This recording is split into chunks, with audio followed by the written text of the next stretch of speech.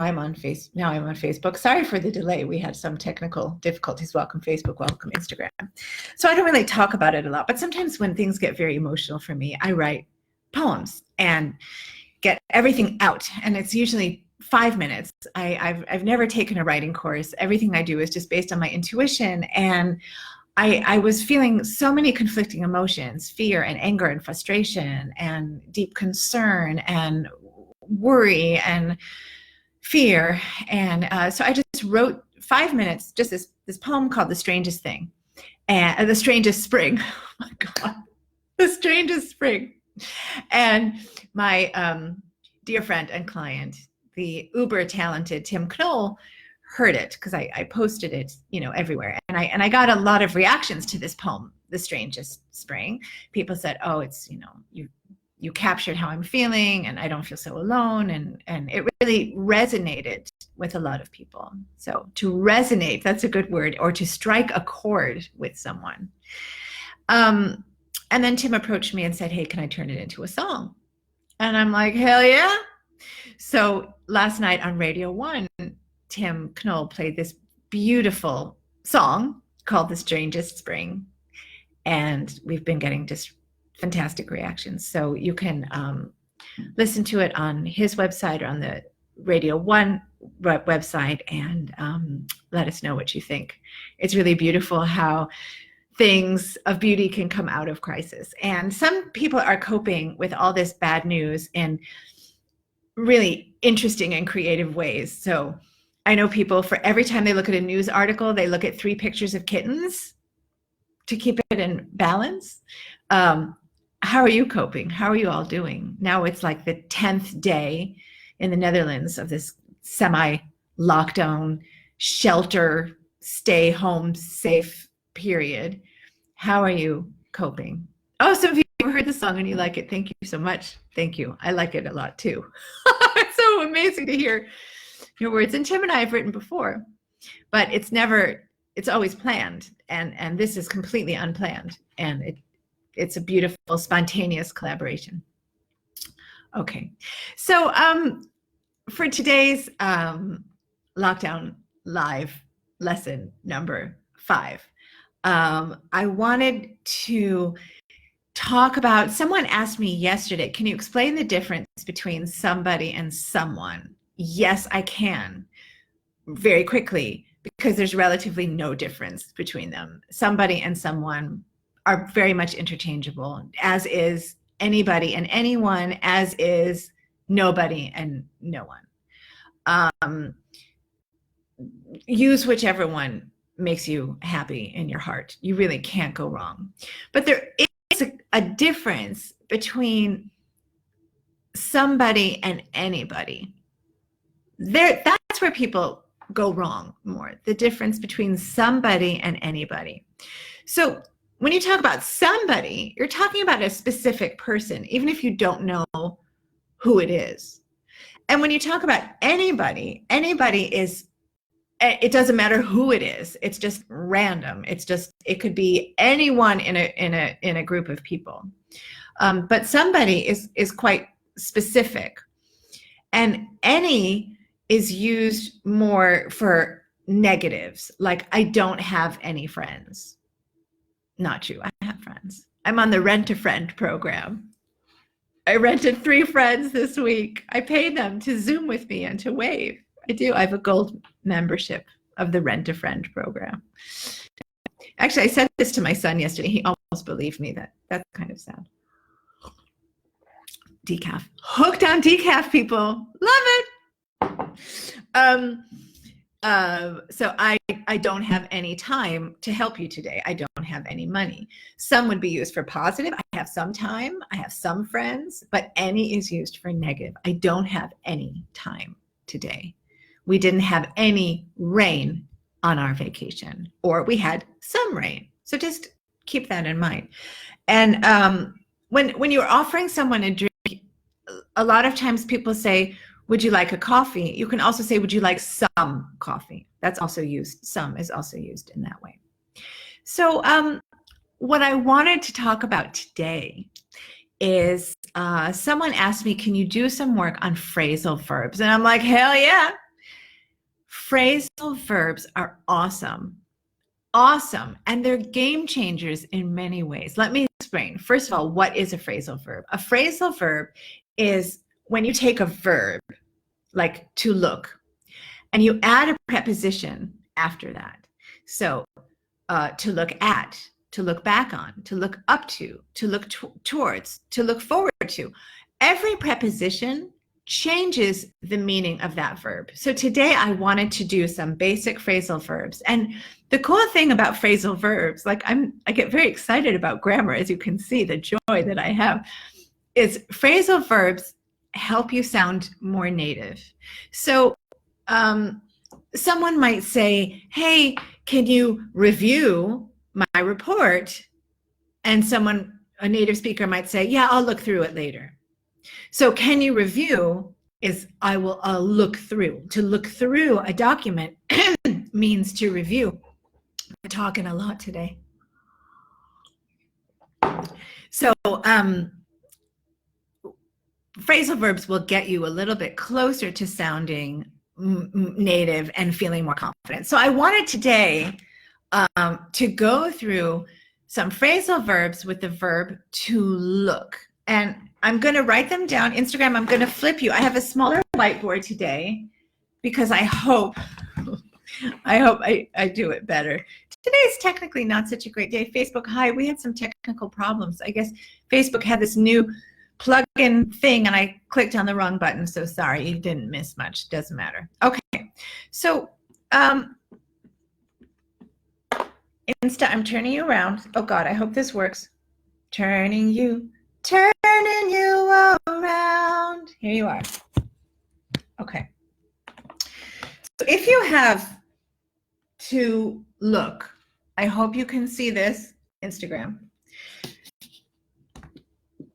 If you have to look at, that is the simplest phrasal verb, to look at. I look at something. I'm looking at you right now, right? I'm looking at you. Facebook, Instagram. Okay, we know that one. But you can also say to look after. To look after. Who knows what it means to look after? If you are looking after someone, that means you are taking care of them. And I had a situation where a client of mine, it was a Friday, and I said, what are you doing this weekend? And he said, I'm going to look for my children. And I'm like, what? What? He said, I'm going to look for my children. I've been looking for them for 3 days. I'm like, babe, why are you in my lesson? We got to call, it was an Amber Alert situation. We have to call the police. And I was so upset and I was so nervous, but the guy did not mean looking for his children. He meant looking after his children. So if you use the wrong preposition in these phrasal verbs, you will give your teacher a heart attack.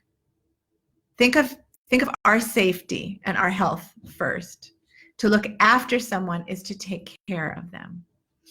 To look for is to search for something.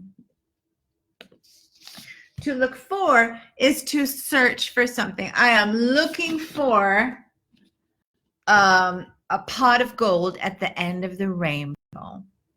Okay. You also have look away. Oh, look away. That's like what my family says when I wake up in the morning and I come into the living room and say, good morning, everyone. They're like, oh, look away.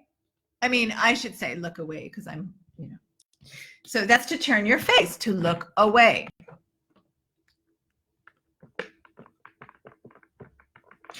So this one is fun. We've got two prepositions, to look back on, to look back on something.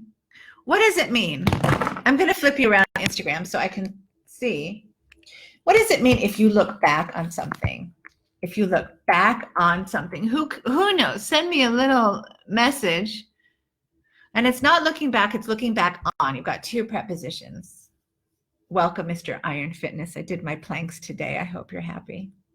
If you look back on something, you are remembering something. You are reminiscing about something. You're feeling nostalgic about something. I am looking back on the days that I could hug people. I give out free hugs at train stations. I hug all my clients, all my students, strangers. I don't care. If you are up for it, I will give you a hug. And in my normal life, just normally, without an official free hug day, I would hug between 16 to 25 times a day. No joke. No joke. It's just all my courses start and end with hugs. And that's gone. So I'm looking back on the days that I could hug people. Okay. Oh, hello from Brazil. Yeah, yesterday we had people from Chile and from Paris and from Washington, and I love that everyone is joining in. Okay, so that was to look back on. Instagram, I'm flipping you around because it's whiteboard time. Hold on. All right.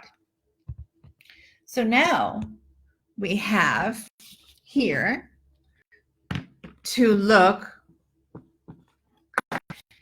down on someone. Can you see that here? To look down on someone. I hope nobody does this. I know people do. I don't like it. No me gusta por nada. What does it mean if you look down on someone? Think about it. Like looking down, even if you're short, you can look down on somebody. And that means you think you're better than them. That means you think that they're not as good as you are. So don't look down on anybody. Everyone,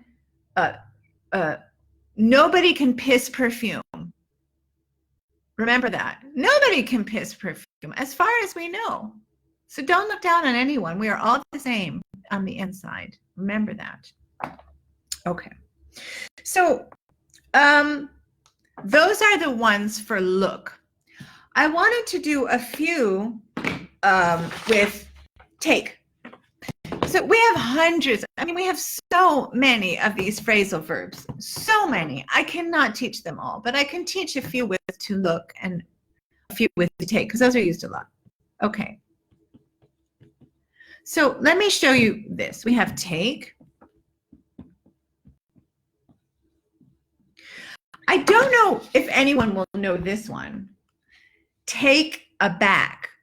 I was really taken aback when he made that statement about working mothers. I was really taken aback when he made that statement about working mothers. What do you think that means if you are taken aback? Instagram, I'm flipping you around so I can see your brilliant reactions. What do you think that means if you are, if you are taken aback? What do you think that means? Shocked? Yeah, it is a kind of a shock. It could be offended. It could be surprised in a negative way. It's never positive. Related to appalled, yes, very close to appalled. Not feeling good about the comment. True. So if you say something and someone is taken aback, I was really taken aback by what you said. It's not a good thing. Not a good thing at all. Okay. Okay, so I also have here to take aside. To take aside, what does that mean? He took his brother aside to tell him the news. What does that mean? To take someone aside. Welcome, everybody. A lot of people are joining in. It's so nice. So if you take someone aside, you literally want to have a private conversation with them. So to take someone aside means you go with them to the corner of the room to give them confidential or private information. To take after someone. If someone says, oh, you really take after your mom, or you really take after your dad, what does that mean, to take after somebody? You tell me. Yeah, under fear eyes. That's a Dutch one. If you take after someone, what does that mean? You look like someone. Yeah. So if you look like someone, it means you physically look like someone, but it doesn't always have to be with your looks. You resemble someone. because it could also be your behavior. So if you take after someone, it's not necessarily your appearance. Doesn't mean you look like them necessarily. It could also mean your behavior is similar to that person, that they resemble.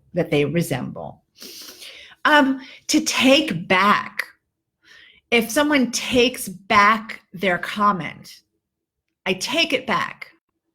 What does that mean? Oh, and I should be writing these down. Hold on. To take back, what does that mean? You tell me.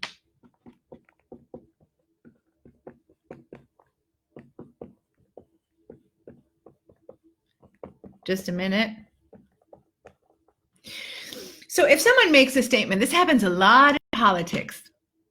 There's a little orange Cheeto in the White House, and he takes back a lot of things he says. He denies it. So if you take something back, that means I withdraw what I've said. I didn't say that. I take it back. I'm so sorry. That's not what I meant. I distance myself from that statement. He took back his promise to give extra money to local governments, for example. When you take something back, it's like you're saying, oh no, I never said that, or I didn't mean what I said. You create distance between you and that statement. And also, if you buy something, a lot of you are internet shopping these days, and if you buy something and you have to take something back to the store, that means you have to return it. You're returning something. So to take something back has two meanings. One, to take something back to the store because it's the wrong size or the wrong color or whatever. Or I take back my statement means I distance myself from what I said. I no longer go with what I said. And the last one with take is to take something down. To take something down. What does that mean? To take something down. So if you take something down, that means you put something up. That's the opposite. You put something up on the wall, these flowers that I picked for you, and then you take it down. You remove it from where it was. So Instagram, I'm turning you around just to show you our final list from to take, to recap. I hope you can see this. If you're taken aback by what somebody said, it means you were offended, shocked, surprised, insulted, maybe. To take someone aside means to pull them out of a crowd or a group, and you talk to them in a private corner of the room. If you take after somebody, you resemble them. That means your appearance or your behavior looks like someone. If you take something back to the store, that means you are returning it because it doesn't fit you, or it's the wrong color. Or if you take back what you said, that means you are denying that you said that, or you're no longer associating yourself with what you said. And to take something down, that's the opposite of putting something up, then you take it down. So can you take down that painting? Or can you take that painting down? And that brings me to the next, oh my God, this is so weird. Hold on. That brings me to the next part of this lesson. The one final thing I want to teach you when it comes to prepositions. What many people don't realize is we have what we call separable prepositions, separable phrasal verbs, and not separable phrasal verbs. And I have a little list here. For example, there's a phrasal verb to run into. If you run into an old friend, none of us are doing that now. We're not running into, we are running away from people. But think back just a few weeks ago, maybe you were in the supermarket and you ran into an old friend. That means you saw someone without planning it. You did not expect to see them. That cannot be separated. But for example, if you say, I will drop off those books at your house, to drop something off is a separable phrasal verb. So I can say, I'm going to drop off those books, or I'm going to drop those books off. Means I bring them to your house. You can say it either way. I'm going to drop off those books. I'm going to drop those books off. Both are possible. Isn't that cool? This is really fun grammar. Put on. You can put on your sweater. You can put on your jacket, which I'm going to do now because I have this jacket and it's really, really cool. Check this out, fashionista. Look at that. I believe I can fly. That's why Tim Knoll is singing and not me on that song. I put on my jacket, or I put my jacket on, right? That is a separable phrasal verb. Oh, Jordan Royd, Iron Fitness, yay! The Talent Project reunion. That makes me so happy. Okay, you can also talk about to write down. You can write your address down, or you can write down your address. So there are a lot of phrasal verbs that are separable, and there are a lot of verbs that are not separable. Do we have rules for it? No, not really. Like so many things in English, you just have to memorize it. So that was our lesson on phrasal verbs. And now it's question time. Oh, Jordan Roy, I'm so funny and you're so amazingly talented. Thank you so much. Okay, who has questions for me? I am ready to answer your questions. And who has ideas for tomorrow's live lockdown lesson number 9? Oh, it's so great that people are listening to the song. Thank you. Thank you. You're really good too. I don't know at what, but I'm sure you're really good at something. I really love teaching English so much, and I really miss it because a lot of my lessons have been canceled. So this is what I'm doing every single day at 4:30, Monday through Friday. How are my legs? My legs are burned. Yesterday, I did my lesson without any pants on. That was a first because I had this full of boiling hot water, and I went to pour some tea, and this was not on, and I burned my legs very badly. So they are healing, and they will get better. They're not better yet, but they will. They will. But I will not be riding a horse this week. So there goes my equestrian career. Would I do a lesson for 7-year-old kids? Yeah, I would, maybe at a separate time. Mr. Iron Fitness, app me or send me a message about what your kids are interested in. I made, actually, if you do have small kids at home, on my Facebook page and on Twitter, and if you can't find it, send me a message. I will send it to you. I have compiled a list of free English courses for kids, all ages. And there's things with music, there's things with games, there's even one about learning English with football stars. If your kids love football or soccer, I found a free course that could be really fun for kids. So I have that on my Facebook page. I also have that on my Instagram. If you cannot find it, tell me. For some reason, I'm no longer able to do Instagram highlights. That has been removed from my options. So happy to help you with your kids, for sure. Love your pronunciation. Where are you from? Thank you. I am actually originally from Brooklyn, New York, but I don't have a New York accent. I lost my New York accent. You know, my whole family, like when we go to New York, this is like how we talk, right? Like all the people from Brooklyn. I'm exaggerating now a little bit, but I've lost a lot of that accent because I've lived in Europe for a long time. Thank you so much. Stay safe. Safe. Thank you. So, a slang class next time. Well, slang is awesome. Slang is also very subjective. So what one person would consider normal speech, someone else would consider slang. But I will give you a very cool expression to use right now. So if someone asks you, can you help me with something? You can say, I'm going to hook you up like a tow truck. That is the coolest thing. So a tow truck is a truck that, like, when your car breaks down, the tow truck comes and like literally hooks into your car and pulls your car away to be fixed. So if someone says, can you help me with blah, blah, blah, blah, say, I'm going to hook you up like a tow truck. very cool. I hope. Or maybe lame and cheesy, depending on who you're talking to. That is the beauty of slang. Someone's going to love it and someone's going to think you're a dweeb. It's all subjective. Other ideas? People have sent messages. I want to talk one moment about the difference. When people say stay safe, the spelling is S-A-F-E.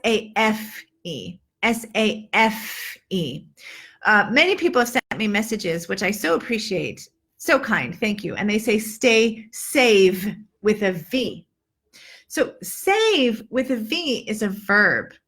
So I have to save some money, or he had to save the life of that child on the beach. That's an action. Save is an action.